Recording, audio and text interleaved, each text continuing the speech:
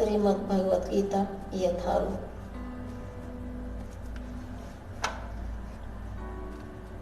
इस सृष्टि का अपना निजी नियत काल है, जिसका निर्धारण परमेश्वर की शक्ति द्वारा हुआ है, और जब वह काल पूर्ण हो जाता है तो उस पूर्ण की पूर्ण व्यवस्था से इस क्षण भंगुर सृष्टि का विनाश हो जाता है। क्षुद्र जीवों के लिए ये सुविधा प्राप्त है कि पूर्ण की अनुभूति करे। सभी प्रकार की अपूर्णताओं का अनुभव पूर्ण विषय ज्ञान की अपूर्णता के कारण है। इस प्रकार भगवत गीता में वैदिक विद्या का पूर्ण ज्ञान पाया जाता है।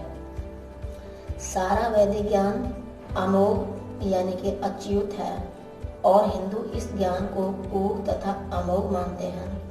उदाहरणार्थ गोबर पशुमल है, और स्मृति या वैदिक आदेश के अनुसार यदि कोई पशुमल का स्पर्श करता है तो उसे शुद्ध होने के लिए स्नान करना पड़ता है। लेकिन वैदिक शास्त्रों में गोबर को पवित्र करने वाला माना गया है। इसे विरोधाभास कहा जा सकता है, लेकिन यह मान्य है क्योंकि यह वैदिक आदेश है, और इसमें संदेह नहीं कि इसे स्वीकार करने पर किसी प्रकार की त्रुटि नहीं होगी। अब तो आधुनिक विज्ञान द्वारा यह सिद्ध किया जा चुका है कि गाय के गोबर में समस्त कीटाणुनाशक गुण पाए जाते हैं। अतः वैदिक ज्ञान पूर्ण है क्योंकि यह समस्त संशयों एवं त्रुटियों से परे है, और भगवत गीता समस्त वैदिक ज्ञान का सार है। वैदिक ज्ञान शोध का विषय नहीं है। हमारा शोध कारण अपूर्ण है क्योंकि हम अपूर्ण इंद्रियों के द्वारा शोध करते हैं। हमें पहले से चले आ रहे पूर्ण ज्ञान को परंपरा द्वारा स्वीकार करना होगा। जैसा कि भगवत गीता में कहा गया है, हमें ज्ञान को परंपरा के उपयुक्त स्रोत से ग्रहण करना होता है। जो परंपरा परम आध्यात्मिक गुरु साक्षात भगवान से प्रारंभ होता है, और गुरु शिष्यों की यह परंपरा आगे बढ़ती जाती है। छात्र के रूप में अर्जुन भगवान कृष्ण से शिक्षा ग्रहण करता है, और उनका विरोध किए बिना वह कृष्ण की सारी बातें स्वीकार कर लेते हैं। किसी को भगवत गीता के एक अंश को स्वीकार करने और दूसरे अंश को अस्वीकार करने की अनुमति नहीं दी जाती।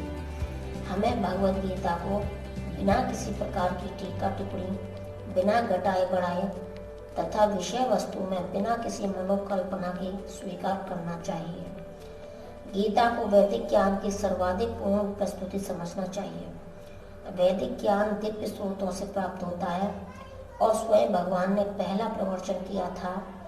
भगवान द्वारा कहे गए शब्द अपौरुषीय कहलाते हैं, जिसका अर्थ है कि वे 4 दोषों से युक्त संसारी व्यक्ति द्वारा कहे गए शब्दों से भिन्न होते हैं।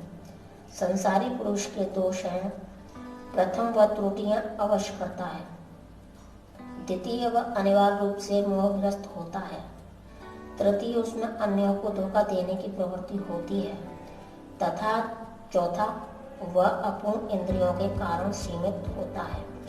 इन 4 दोषों के कारण मनुष्य सर्वव्यापी ज्ञान विषयक पूर्ण सूचना नहीं दे पाता। इन 4 दोषों के कारण मनुष्य सर्वव्यापी ज्ञान विषयक पूर्ण सूचना नहीं दे पाता। जय श्री कृष्ण। जय श्री मद् भगवत गीता।